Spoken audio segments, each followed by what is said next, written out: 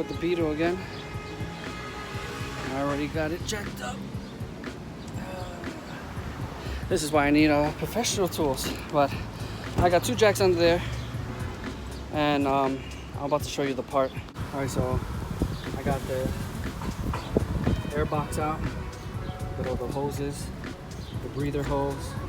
There's another breather hose that goes in there as well, to the side of here, I believe, one of these 2. Actually, I'm not sure, but I gotta double check which one that one goes to. Check out this hose, so the new pipe will come out from here, stop right about here, and then the mass airflow sensor will go here, and then the stock box. So I also took out, there's a rail that goes back here that connects one of the breather hoses. No, it's the actual one that connects to one of these breather hoses here that connects to the end of the intake pipe, which was the one I was suspecting of having the leak. It runs across here, then it connects at this. Now this is pretty corroded, but I'm gonna check and see. It's just the outer layer hasn't reached the inside, so it still might be good. I might change it though. Then that one goes under here into this 3-way, and then through here and into the throttle body. So I'm gonna check the hose as well, but it's after. So let me go inside and show you that part. All right, so here's the old piece, and it'll be coming out like this.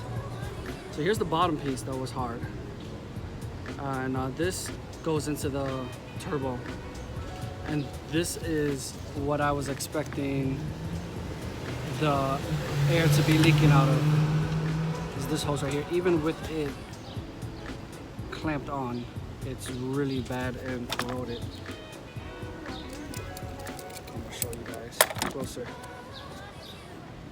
It's even easy just to like pull it out. It's basically torn right there. There, that's not gonna hold much air.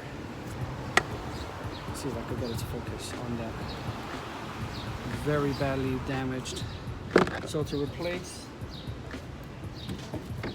this stock ODM intake hose, replacing it with the aftermarket one. It's one full piece, and it has all the outlets. It even has an extra outlet for the breather hose if I wanted to put one of those cone filters on. So you see how this one doesn't have that one on the edge, this one does. Because when you replace the box, you don't have the port for the breather hose. So since I'm not putting the aftermarket filter on, I'm gonna be plugging this one. But initially it has all the hoses on top. 1, 2, 3 on this side. 1, 2, and 3. This one is actually torn and broken. Big old hole there. And then one on the bottom, which is where the leak was coming from. So next up is to go under the car now.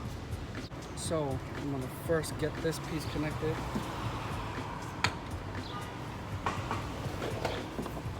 So new replacement hose, get out AutoZone.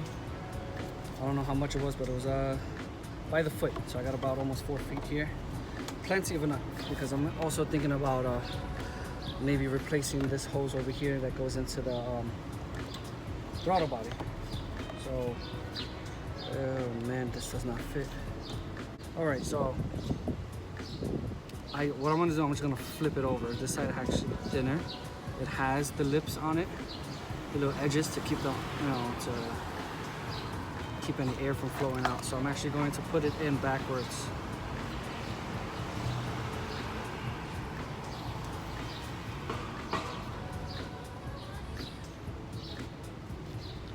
And then put this piece on this side. And then clamp. 2 clamps on there. There's the end of it right there. All right, now we're gonna match up where the turbo goes into. Too small.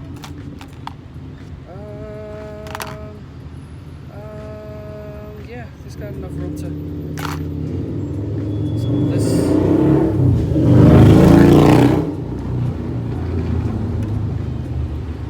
So if this goes in this way,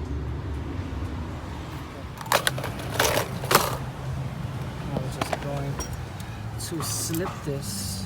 Here we go under. I was having a difficult time getting the hose in from.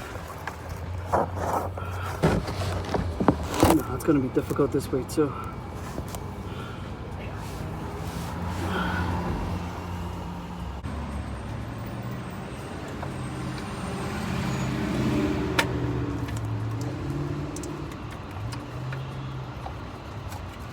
See, it's like since it's curved and then it doesn't come in two pieces. It kind of gets this, it gets this in here. It should be like, let me go back in there. For this, I had to remove the hose before putting it in because I got all these wires in the way. All these so all these tubes and connections in the way. It was too difficult to get it with, because you have to kind of like twist and turn it since it is a longer piece than the original part. So now I'm gonna clamp that on. It's onto the turbo. And then since I'm down here, I'm just gonna double check other connections. The intercooler, I'm gonna check here. I'm gonna just check the rubber pieces here. I know these are just different clamps. I'm just gonna check it. And what else? I think that's pretty much it for clamps. I'm kind of worried about the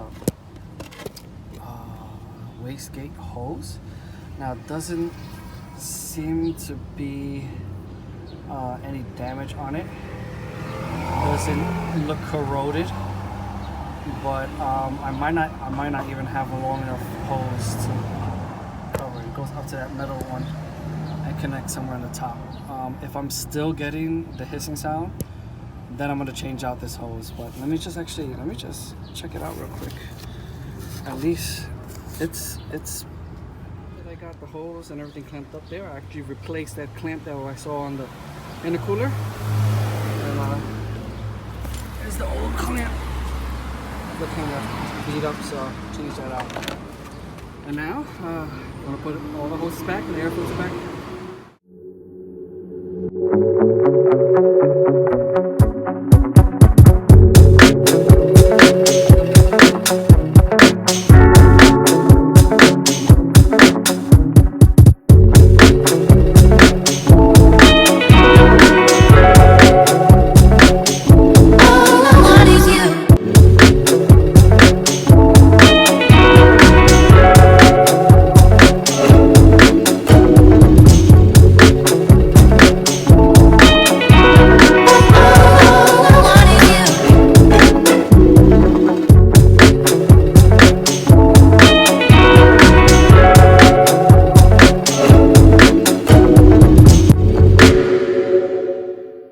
The final result. The fitment is not that good, but it's not that bad, and it seals pretty well. Then the placements of the hoses were good. I also have to change this hose over here. I'll take there underneath. I also tightened up some other ones. So stay tuned for the next video. We're going to be test driving it and see if it actually worked. Thanks for watching. Like and subscribe.